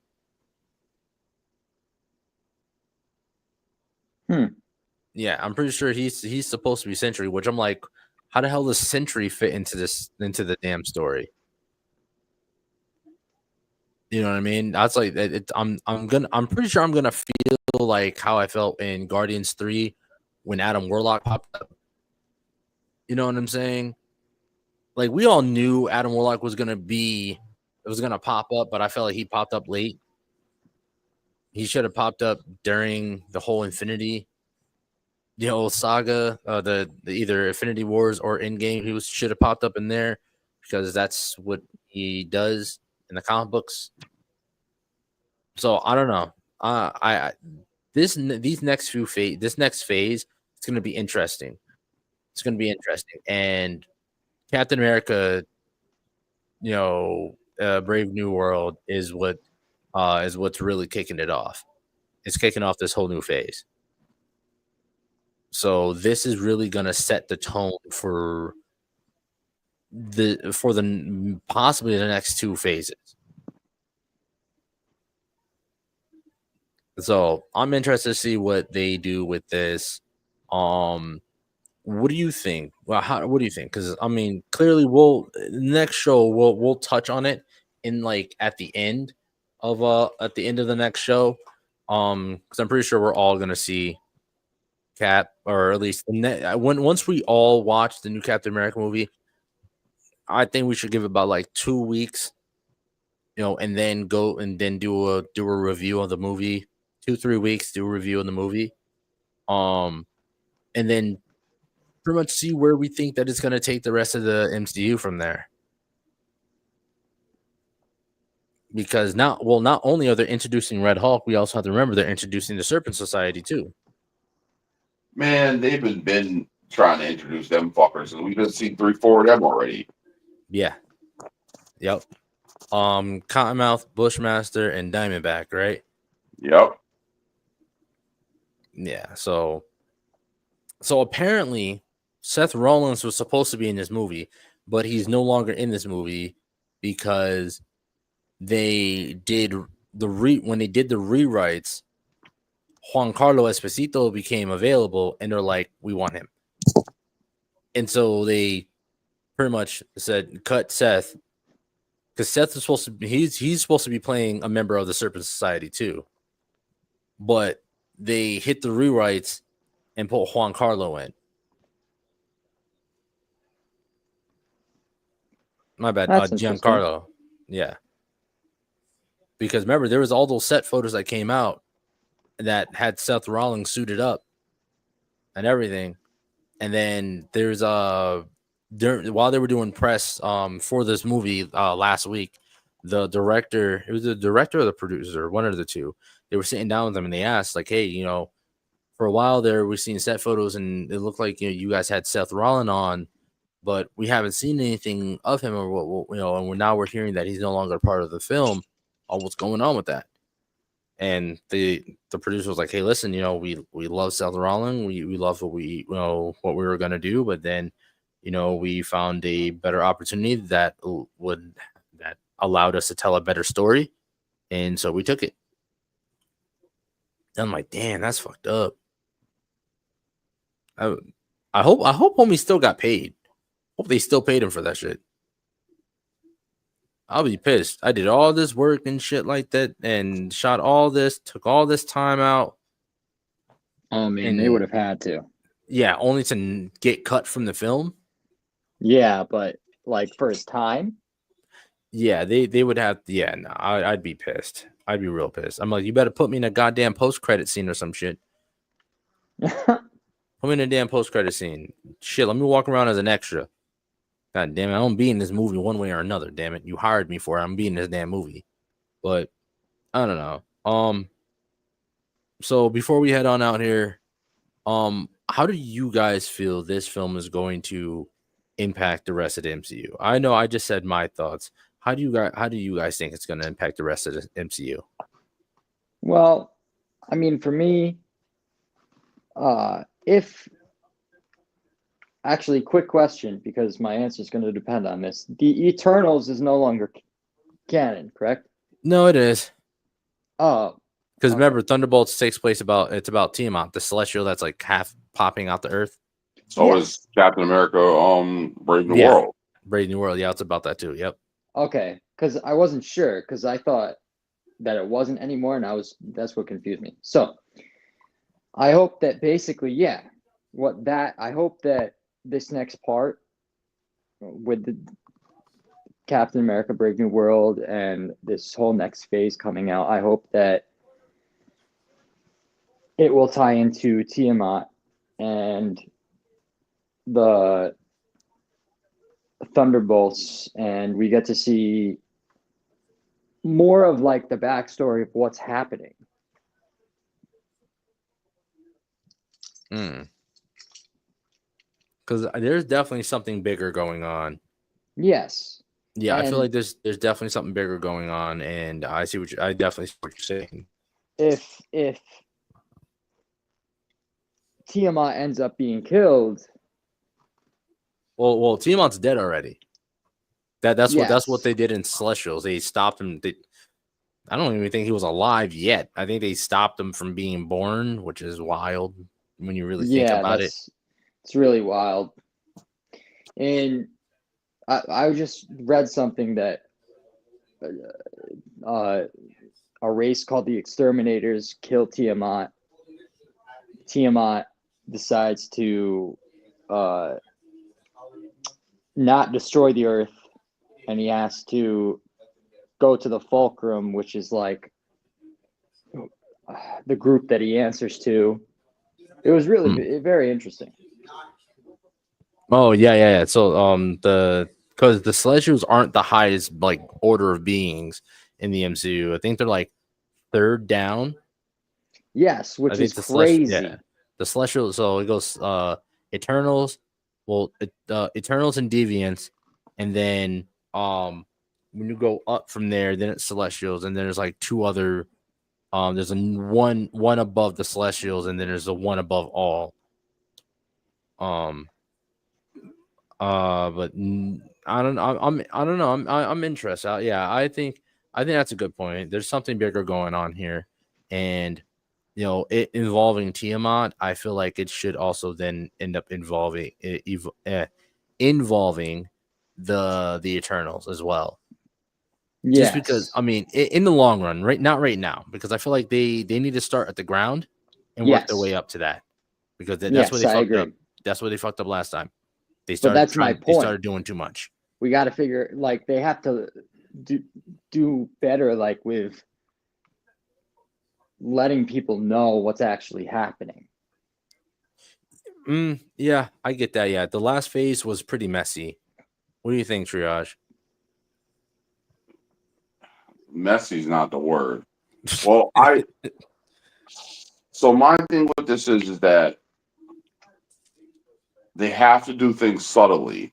Like, it can't just be blatant agenda pushes and all this other shit. And like, tell the story, let it be good, let it be action packed, have people on the edge of their seats. Like, they already know what to do. The question is, will they do it correctly? Mm-hmm. That's right. That's right. Yeah, that's true. Because and I guess that's also what gets me worried, because like the last phase, like I said, it literally felt like they had no clue what the fuck they were doing. Like, we got introduced to the multiverse, but then we also got introduced to the cosmic side. They did cosmic and multiversal at the same time, and then introduced a bunch of, and they did, and then we got the shows too. It was the mess. And then with all that other bullshit we got going on, all the other bullshit, we had She-Hulk. Ugh. If everything were also already going on wasn't enough. What about Madam Web? My balls. Oh, damn. Yeah. Mm-hmm. Ah. Mm-hmm. Fuck. Yep. Yeah. No. Yep. Yeah. No. Yep. Yep. I would rather watch I think I still might watch Madam Web before I watch She-Hulk again. Damn. That, you know what? She-Hulk was pretty bad. It was, but at least She-Hulk made sense within the MCU to an extent. It made more sense within the MCU than fucking Madam Web did. I'd rather watch Morbius. There you go. Shit, I'd rather watch every other single Sony-verse film than watch Madam Web. Yeah, that's a lot. I would rather watch the first live action Fantastic Four film. Me too. I'm talking about the original Fantastic Four film, which it came out like in the the 70s or the 60s. Oh damn. Trash, you know which one I'm talking about, right? Yes, I know the one you're speaking of. Yeah, I'd rather watch that shit than watch Madam Web again. But got you. Yeah, I don't want them to fuck this up. And I will say the main reason why I don't want to fuck it up is because, one, I've kind of been waiting for Sam Wilson to get the shield. I think, and especially after watching the show, I think he's going to be an amazing fucking Captain America. And I don't want them to fuck this up for him. You know what I mean? Because the actor can be great, but if the story's shit, they're gonna blame the actor. That's true. And honestly, it's not the actor's fault. No, because Anthony Mackie is an amazing actor. I just feel like if they fuck this up, fuck what it means for the rest of the phase of the rest of the MCU. I just feel like it's gonna fuck up Captain America in general. And then there's already so much stigma against him being Captain America. A lot of it's because he's black, and sort of like, oh, look, see, this is what they get for making Captain America black. I can't hear that. Someone's mouth would be busted. I can't hear that. They need to do this shit correctly. They need to do it right, because even then they're gonna hear shit about it. Like, oh really? Captain America becomes black, and you just all of a sudden start making bad Captain America movies? Because First Avenger was great. Winter Soldier was fucking great. Civil War, yeah. Listen, man, don't be difficult. Civil War was good because first and foremost, one, they couldn't have done the Civil War movie justice to begin with. Yeah, I'm not saying it wasn't good, but I feel like Winter Soldier was better. It is better. I personally enjoyed Winter Soldier in the first one way better than I did for Civil War. Plus, okay, also with the bias of, you know what I mean, the Civil War in the comic books was fucking massive, and then we got a bunch of niggas fighting on the tarmac. Like I said, but they couldn't have done that to the way they wanted to do it anyway. So it's like you got to take that with a grain of salt. Yeah, but then I also just feel like if you couldn't do it the way that it is done in the comic, you shouldn't have did it. That's like saying that half the MCU should have been made then. I think there's a few people that can agree with that. Nah. As far as what you're saying, you're right. The Captain America movies are good. They're the best trilogy in the MCU. The Thor movies are terrible. The first Iron Man is a classic. The second one's all right. That third one's fucking terrible. Yeah, that bait and switch pissed me off. Yeah, the Mandarin shit, that pissed me off. That third one was bullshit. I agree. And so I just feel like it's gonna look real fucking weird if all of a sudden we get a black Captain America and now they just start writing shitty Captain America stories. As long as they're like comic accurate and it doesn't seem like they're intentionally setting it up bad. Well, I feel like Marvel is so far out there now that, like, if they were to try to like stick to the source material, they can't stick to the source material as much as they should right now. You know what I'm saying? Because they've taken a lot of liberties. They have in the way that they're building this world, that if they start trying to go by source material strictly now, shit's not going to make sense. So like, go ahead. No, I'm all right with liberties. Like, cause like certain things don't translate well from literature to screen. They don't. And it's also one of those things like where certain things don't age well. One of the many issues we've been talking about is the whole idea of Captain America and what Captain America was represented as far as the American people in the world. So it's like, in that aspect, I kind of, like I said, you got to kind of let certain shit go. But it's also one of those things like where if you look at the whole scope of, like, look at the Thors, all right? Yeah. Them shit should have been dark. They should have been heavy metal. They should have been family drama. That shit should have been watched like watching the episode of Hamlet. Yeah, and the closer they got to that was Ragnarok. Right? I feel like it died because there was so much. Like, Ragnarok was great. I enjoyed Ragnarok out of all of them. It was just too much comedy. Yes, and then I mean, Love and Thunder was just. We don't talk about Bruno. Yeah. Go ahead. Sorry. No, I was just saying Love and Thunder just got too ridiculous. Yeah.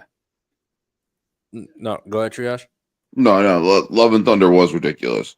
Yeah. But what I was meaning is, like, if they try to go back to just working off of source material now, because the amount of liberties that they've taken, it wouldn't make sense. You know, they would have to keep taking more liberties, which, again, I agree with you. Like, sometimes you have to take liberties, and sometimes the liberties that get taken actually end up better than what the source material had. And so that's where I feel like they're at right now. They've taken so many liberties. Well, they've had to in the way they're building their world that if they went back to just writing off source material solely, it's gonna get messy. So I feel like, because we have another big event coming up. I feel like I'm not counting Doomsday. I'm counting Secret Wars. Secret Wars is a very, very, very, very, very, very massive event. Yes, it is. And I feel like I wouldn't mind them taking liberties with this because it's a multiversal event. You know what I mean?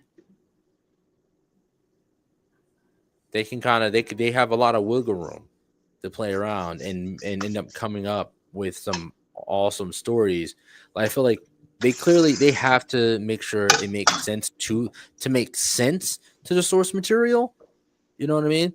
So if they loosely follow the source material, that's cool, and then take liberties where they can. That's fine with me because it's a multiversal event. The point is, like, they need to portray, because each of these events, like Civil War and shit like that, those events in the comic books, there was a point to them. You know what I mean? There was a point to them. They happened for a reason. They happened to send a message and shit like that in the end. Like they changed the landscape of the Marvel universe.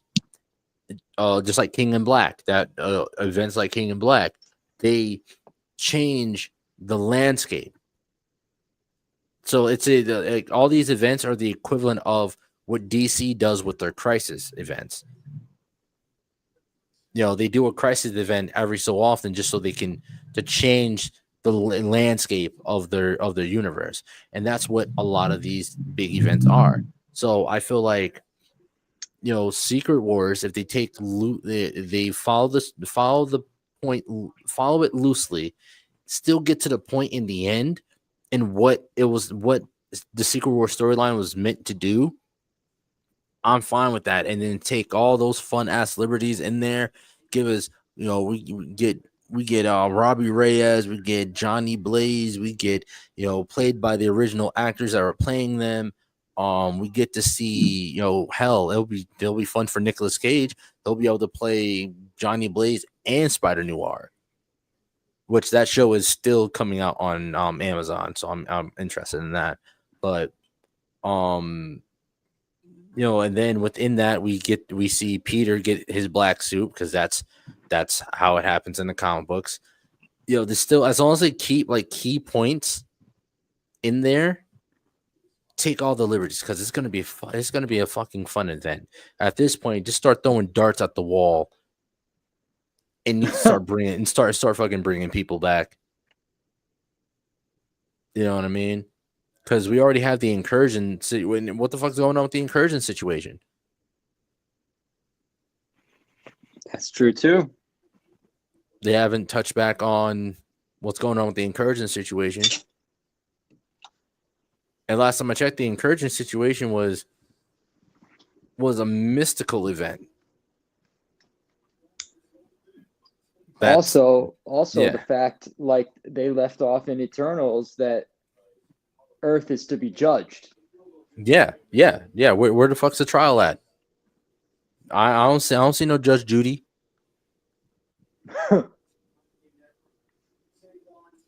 And this is what I'm saying. There's all these fucking things that these loose ends that they just left out there. That's another thing too, that have been left out there. That was from like the beginning of this last phase, right? Eternals was the beginning of this last phase. Yep. Yeah, and it's just messy. And then for us to end up having Secret Wars coming up, I don't know. But I just want this film to be good. I want this film to be well received. We got a Black Captain America. I want to be well received because Anthony Mackie is an amazing actor. He's been working hard on this film as well. Especially with all the changes and shit like that, the rewrites and shit like that. This film was supposed to come out like 2 years ago. And then remember because they ended up having a whole name change too. Oh yes. Yeah, because initially it was New World Order. Yes. And then what's his name? The guy who initially was playing Thunderbolt Ross, he passed away. Then they ended up doing rewrites. They got Harrison Ford on, and they changed the name to Brave New World. And then the rewrites, and then Juan Carlo coming on, rewrites. So I just really hope that this film comes out good. We need it. We deserve it. And I feel like we need it in order to set up a good foundation for the future of the MCU. Correct. See what I did there, Triage? Mm-hmm. Yeah. Because I say that because they're bringing in Fantastic Four. Future foundation. They're bringing in the Fantastic Four. This adamantium thing hints at Wolverine and the X-Men. I mean, well, we already seen the X-Men. Well, another universe's X-Men. No, we haven't. Don't you dare tarnish that by saying we've seen glimpses of X-Men. That's not the same. I mean, so the whole post-credit scene of Beast. Man, fuck Beast. Whoa, hey, listen, man. I don't kink shame. If that furry stuff's what you're into, bro, that's what you're into. But I'm just, I don't know. You're confusing me with our other former co-host. Don't be that guy. Oh shit. That's funny. That's fucking funny. I almost spit orange soda all over my computer. Oh shit. The point that I'm trying to make is that we're not going to do some cameos here and there and be like, oh, we've seen the X-Men. No. Until I see the fucking live action 97 X-Men full force and their colorful gear whooping some fucking ass, I don't want to hear it. All right. No. Okay. I get it. All right. I see what you're saying. I get behind that. All right. No, but what I'm saying is like we already know that they're bringing them in. Oh, yeah. That's what I meant. And when it's done correctly and we get it, I'll accept it. Until then, I want to hear it. The other thing is that we've also seen that supposedly, from what I'm hearing, the rumors is that the MCU is supposed to end, period, with the Avengers versus the X-Men. Really? Yeah. Because they're already lining things up as far as everyone racing for the adamantium, which is hinting towards this whole thing with Wolverine and everything that adamantium gets done with him. And then it's like, let's also not forget about Kamala Khan, the fact that it was revealed that she's a mutant. So it's like, we're already seeing mutants slowly start to emerge. It got hinted that whole thing with Scarlet Witch. Like, Agatha said to her, like, did the Mind Stone give you your powers, or did it unlock the potential that was already there? Yeah. Essentially, it was a mutant amplifier. Yeah. All it did was just amplify powers. So it's like, and then, once again, we never saw Wanda die. This is true. We just saw Wanda disappear.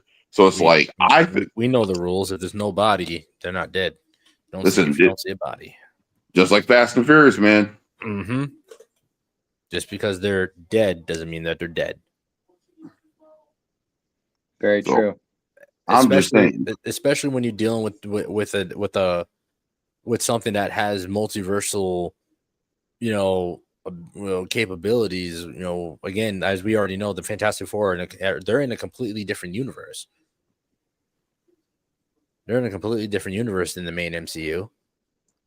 We got fucking Spectrum in a whole different universe with the X-Men. With X-Men now.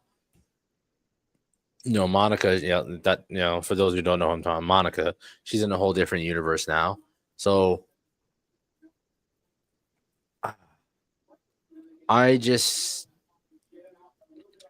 like if they were to do the Avengers versus the X-Men, wasn't a big issue with that, wasn't it? Over Jean and the Phoenix Force. Yes, because the Phoenix Force winds up dividing and splitting amongst several members of the X-Men. Interesting. It was like what? Jean, Cyclops, Wolverine. I want to say Colossus and like 2 other people. Yeah, so no, there is a great potential. I thought that's the angle they were going to go with that. I thought it was going to be one of those things like, oh, the Phoenix Force comes to Earth, the Avengers have to speak to the now working for the government because they're under Sam Wilson now.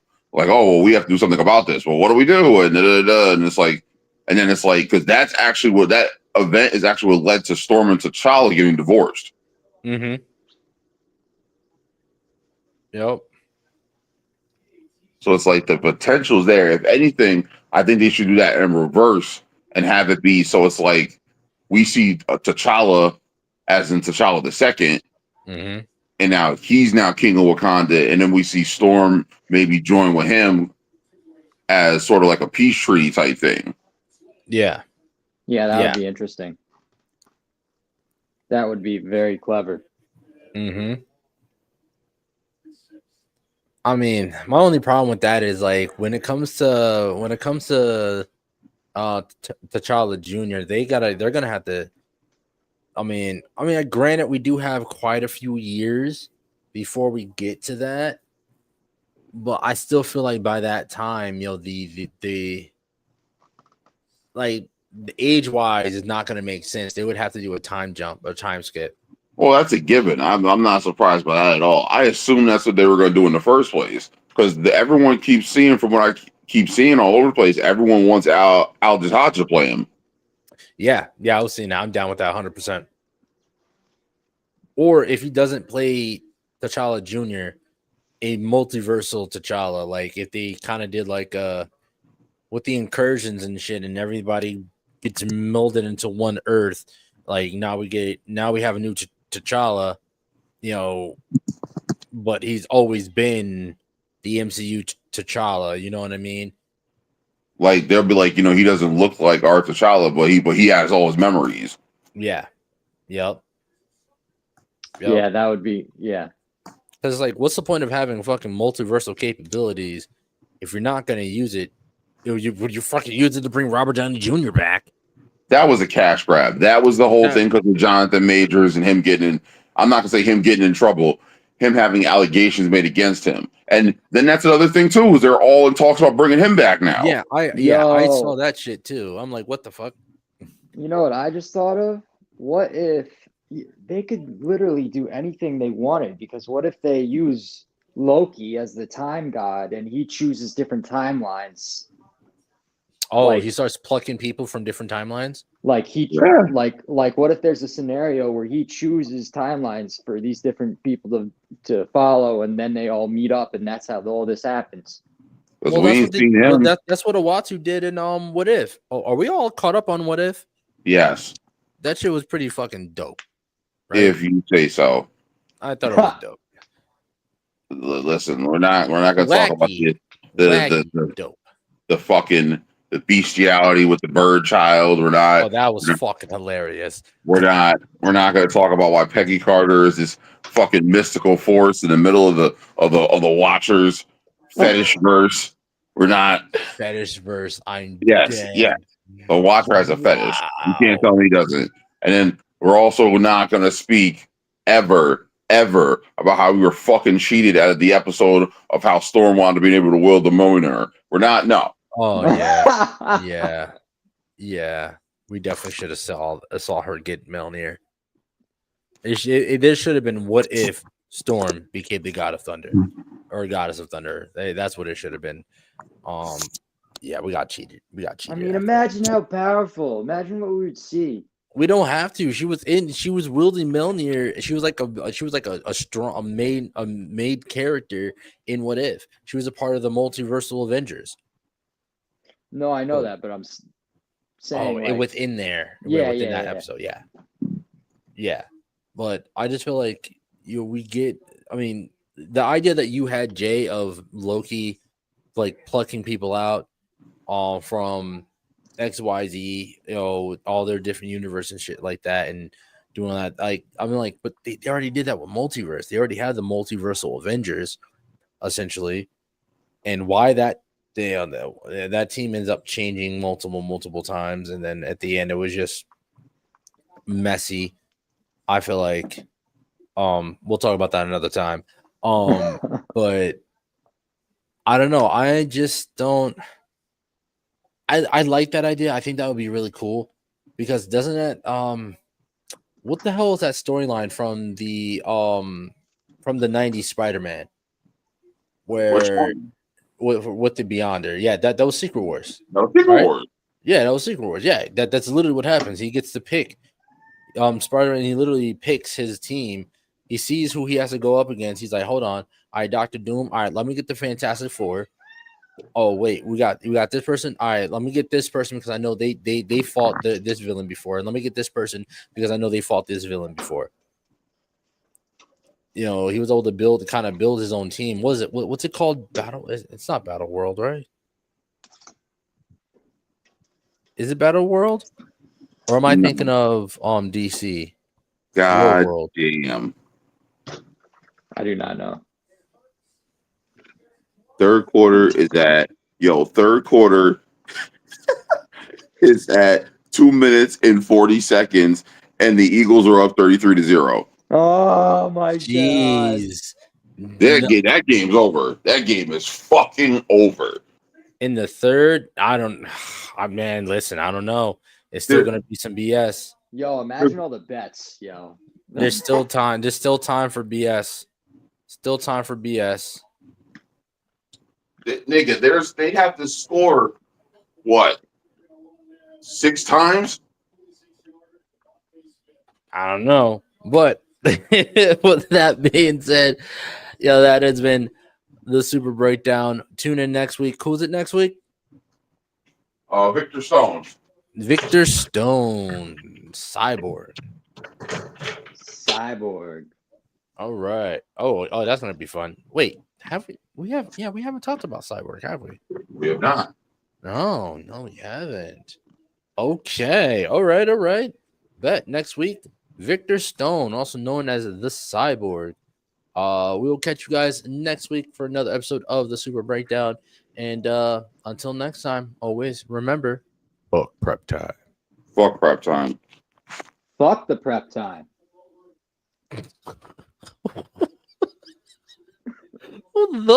Why is it the prep time? Why is it fuck the prep time? I don't know.